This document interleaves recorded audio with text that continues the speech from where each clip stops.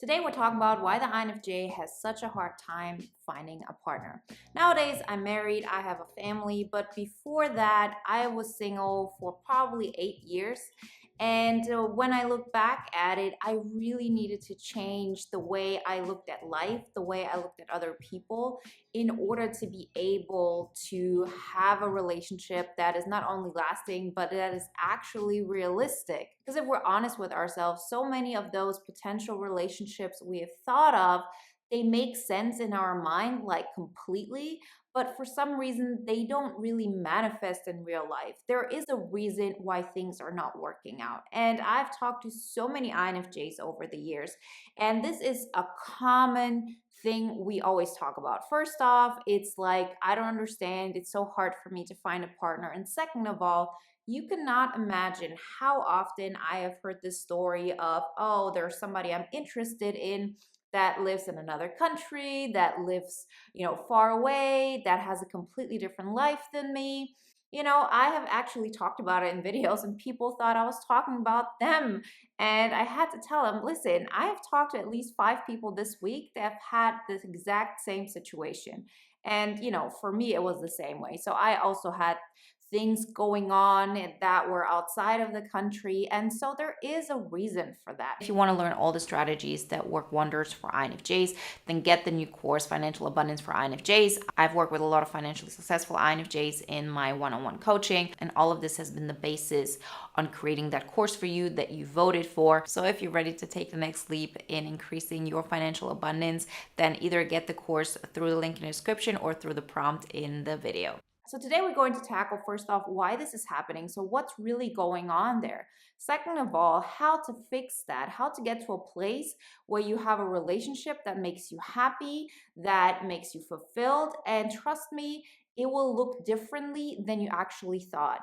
The answer is going to be in a different place than what you continuously are looking for.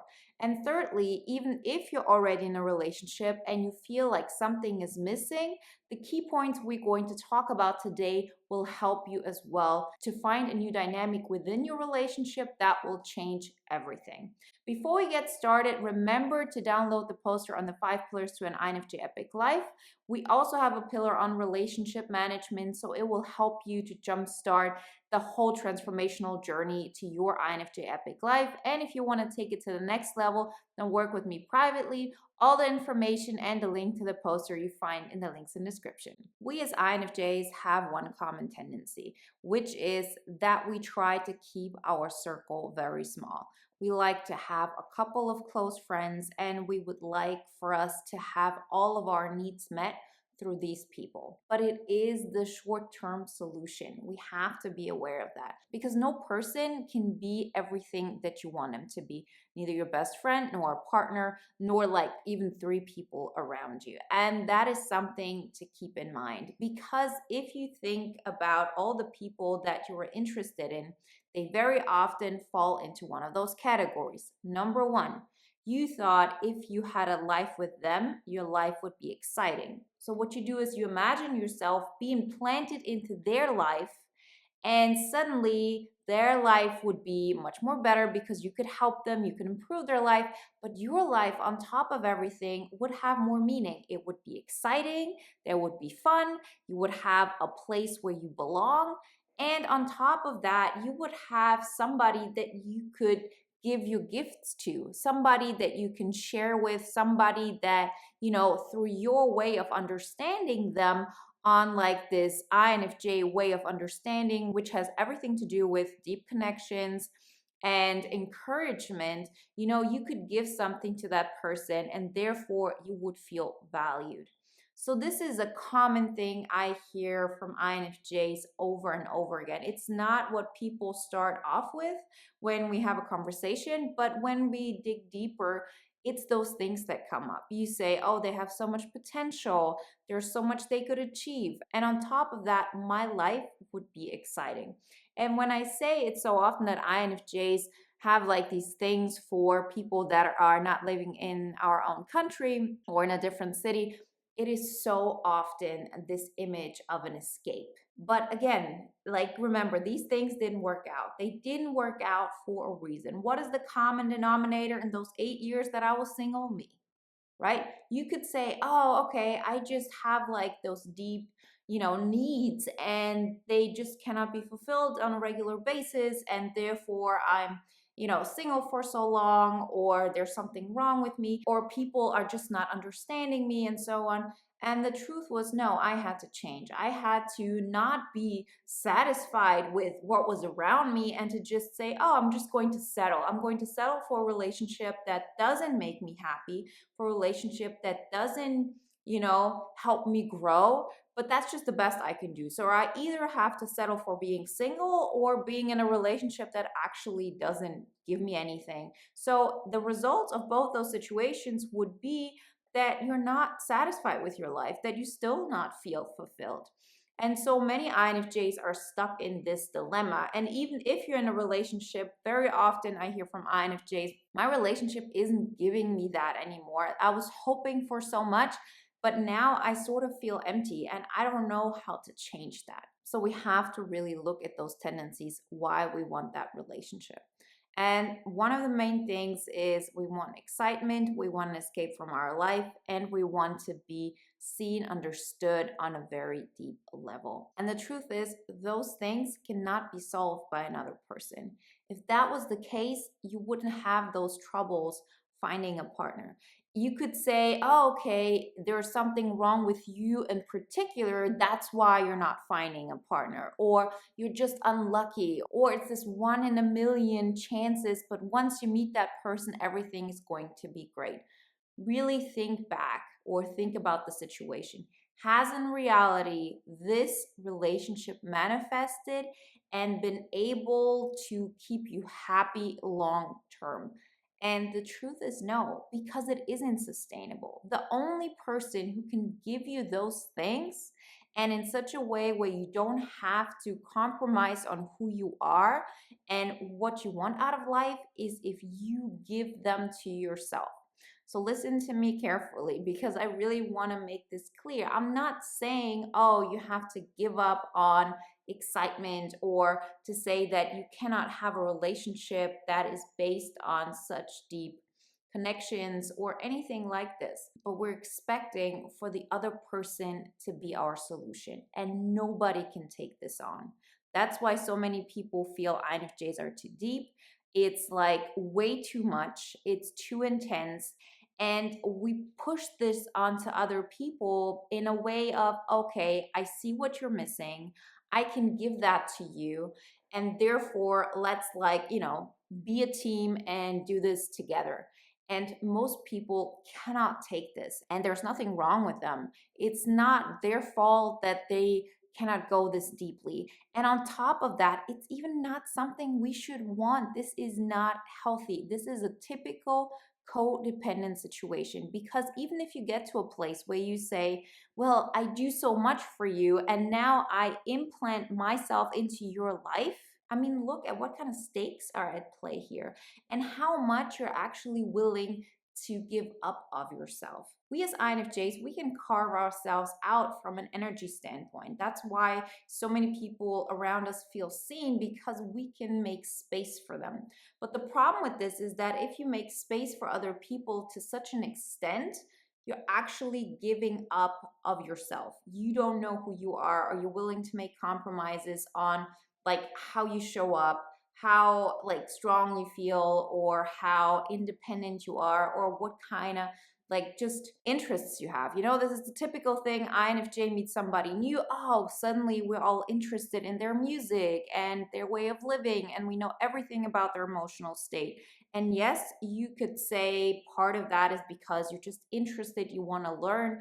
But again, we do this to such an extent that it's not healthy. This is typical codependent, like behavior. And it's not long lasting. It's not like something that will fulfill you. And it just doesn't work. I mean, think about it. There wouldn't be this whole thing of INFJs being single for so long. It took me forever to realize that no matter what I tried, and I have tried everything. I thought I just have to give even more of myself. I have to be even more helpful. I have to be even more understanding. I have to completely neglect my own interests or strengths or whatever it is in order to make another person comfortable. I really thought I just wasn't enough. And this is something I hear from INFJs over and over again. When the truth was that a relationship can only last in a way that is long term, that can make you happy in like a sense that is lasting, is if you have a life that you love and you add somebody to it. Having an escape, having something that you are willing to give up for another person is never going to be the solution. Another person as well benefits from you having your own life, from you creating joy for yourself, from you creating like that INFJ epic life. It's a completely different mindset. For me, there was no way I could imagine pulling somebody into my life because my life was really boring. Like, I didn't like my life. And, like, in so many ways, INFJs say, my life, like my realistic life, what's going on in the real world doesn't really matter to me. It matters how I feel, what's going on in my mind, and so on. But, you know, there's a problem here. We live in the real world. And if you connect with somebody, you're also going to connect with them, even if you connect spiritually and intellectually and all of that. You still have to combine those lives. You still have to make them work logistically. And therefore, you have to be at a place where you say, this is who I am. This is what my life is about. This is where I want to go. And I want to combine it with somebody. I'm okay with somebody coming into my life, adding to it. But the basis of who I am, where I'm going to go, that is not going to be open to any change. Like, this is who I am. I'm not changing for you. I'm not really pretending I'm somebody else. I'm not like being your biggest cheerleader. I'm loving me, I'm choosing me. And then we create a future together where both partners are actually standing side by side and looking to the front, and everybody has their own thing of growth and what they want out of life, and also one that is connected, right? And so you can create something that is really sustainable, that makes you happy, because different than that scenario which I mentioned earlier, which would have been, oh, I just settle for something.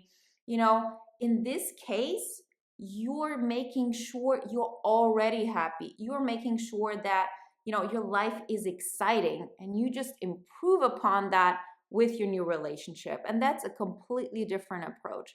So, I could give you some quick fixes like, oh, yeah, just go for that personality type or whatever it is. But, are those really the solutions? If they were, you wouldn't be single for so long. I wouldn't have been single for so long. And I really tried so many different ways until I recognized, no, it's really deeper than this. I have to change my life. I have to accept that nobody's going to be the solution for me but me. And facing that is extremely painful because the steps you have to take seem way too big. Like, how are you going to make your life exciting? You don't know what steps to take, right? That's why I'm always saying, check out the poster, like start with those things. For INFJs, if you really start that process and if you grow in these areas, this is what we also do in bootcamp, like on a really deep level, you actually learn how to make your life exciting, how you want your own life to grow, how you make your energy grow. And then when you meet a partner, it's on completely different levels. You expect less of them. What you're looking for then is a partner who's at your level, who can be somebody who is just as excited about their life as you are about yours. They're not your project. They're not there for you to save them, and they're also not there to save you. And those are the things that are making the biggest difference. So if you're in that position and you ask yourself, like this has been going on for a while, I don't know what to do, focus on yourself. And not just in a way of, oh, I wish things would be different and why can I have this partner and so on. Put that a little bit on the back burner. A relationship is only going to make sense if you have yourself already taken care of, and in a psychological, in a real world taking action kind of way, where every single day you're working towards becoming the person that you want to be, towards creating a life that is exciting with or without a partner. And this exists. Like, you have to be at a place where you know your trajectory is towards a life that, even if you were single your entire life, you wouldn't feel like something essential is missing. You don't feel like you're heading in the wrong direction. You know that you're continuously building on yourself, you're excited, and then things are looking at a completely different state. You're going to look at people from a completely different angle. You're going to look for completely different things. You're going to look for people on completely different qualities. All of those things that took your breath away before, which was, this is the excitement in my life that I was missing. This is the solution for my life I was missing. This is the person that I could save, that could make me therefore feel like I'm valuable. These things would be off the table. And then you would be aware of red flags much more early. You wouldn't look for people like this. You would look for people who are stable, who are excited about life. And trust me, we go through life seeing what we want to see. So if you constantly feel like, oh, there's just nobody there for me, it's because we're focusing on the wrong things. Once we take care of that, you start looking in completely different places and everything else changes. Remember, if you want to get all the strategies, all the lessons learned that I have gathered throughout my life and also working with a lot of financially successful INFJs, then get the video course on financial abundance for INFJs. It's created specifically for you after you voted for it. You can get it through the link in the description or through the prompt in the video. If you want to watch another video now that is in alignment with today's topic, then watch the video why the INFJ seems too deep for most other people.